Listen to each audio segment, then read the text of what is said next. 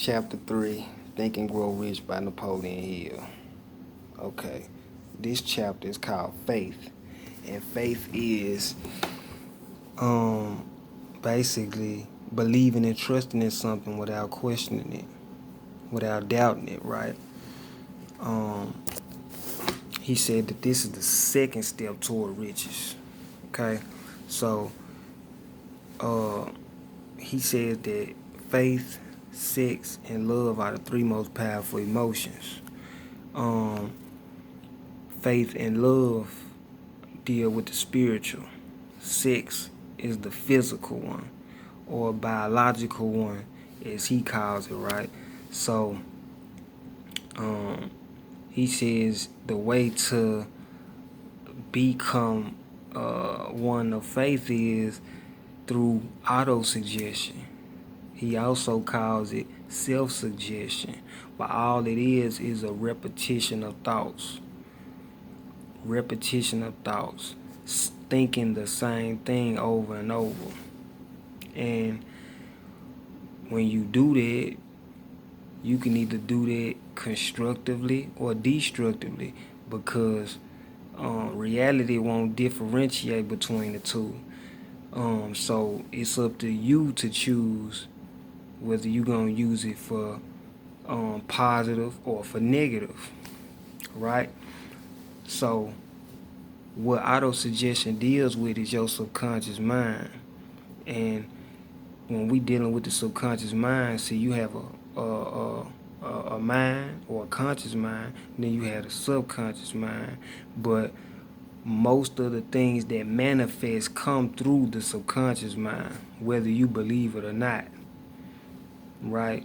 So the key is using repetition of thoughts to master your subconscious mind. And it's basically like someone who tells a lie over and over and over and over, they start to believe it. They do believe it, you know.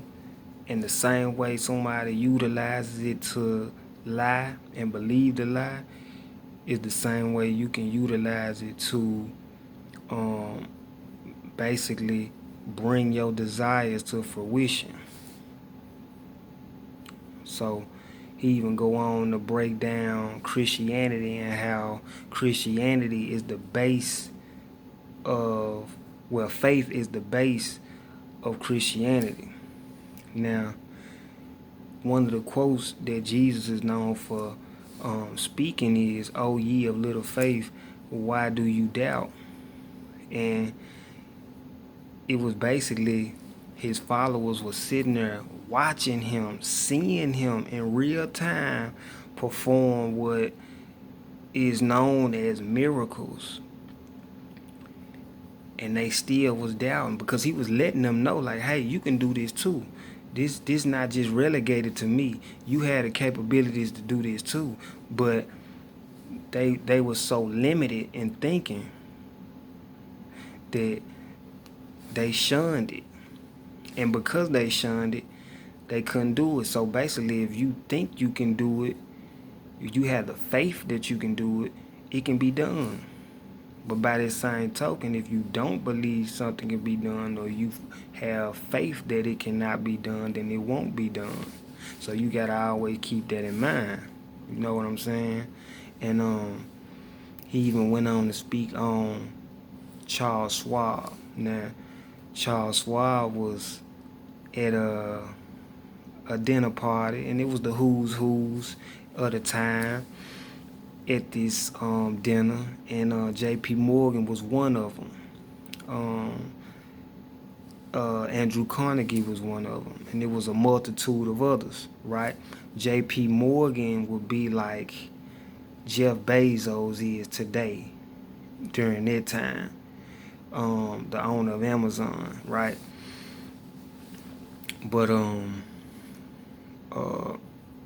Mr. Schwab, he basically persuaded him, even though he wasn't, I ain't gonna say he was a nobody, but he wasn't of the status that the people he was speaking to at the time was, right? But even though he may not have been where he wanted to be at the time, he magnetized and captivated a lot of people, mainly J.P. Morgan. So Andrew Carnegie was basically giving them hell at the time with the steel companies. And Charles Schwab had an idea for mass production of steel, but see, Andrew Carnegie stood in J.P. Morgan and Charles Schwab's way.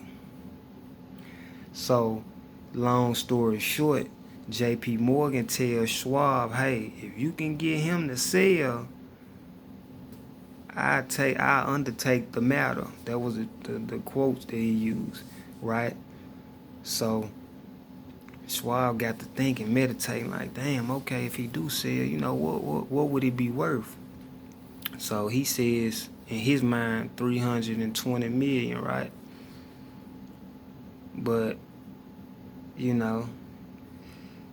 goes to him. He goes to Andrew Carnegie, tells him, hey, persuades him to sell. Andrew Carnegie tells him, boom, this what I want. It was 400 million.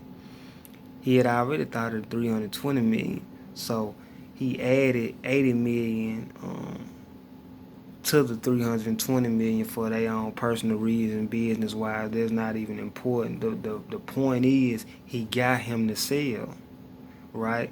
And then he wind up capitalizing on the opportunity. They formed the U.S. Steel, United States Steel, and it was a conglomerate of a whole lot of companies. Everybody made money, but the point was it started with a single idea. He visualized it. He was persistent, and he got what he came to do. But you gotta ask yourself, would you be able to do that today? Would you be able to hold a conversation and basically get a Jeff Bezos or Elon Musk to tap in to your world and your thoughts and convince them to break bread with you? It's just something to think about.